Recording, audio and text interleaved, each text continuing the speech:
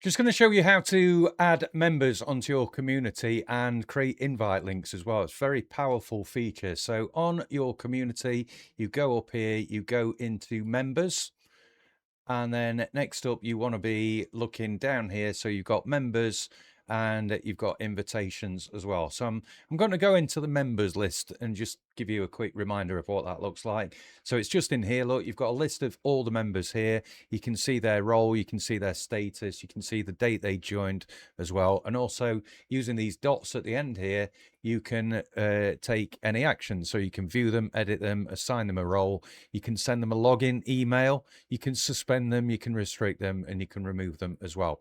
Now, just look along the top here as well. You've also got different tabs to filter different members. So you've got the total members there, you've got all the admin members, and you've got just the members in that list there. And you can search using this search bar just at the top. Now, I'm going to take you into invitations.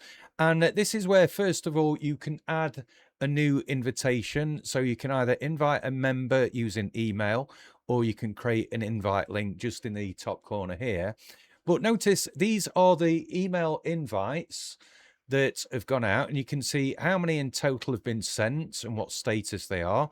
You can also filter those for the pending ones, the accepted ones, and the expired and revoked ones just there as well. Now you can also create something called invite links. So if I just go into that, you can see this is a list of links here that I could just give out to people. And when you set these invite links up, you get to give it a label. So when you look at this list, you can see some data and some analytics, if you like, on that. You can also set for each link how long it is before it expires. So whether it expires tomorrow or in 7 days, 30 days, or it never expires.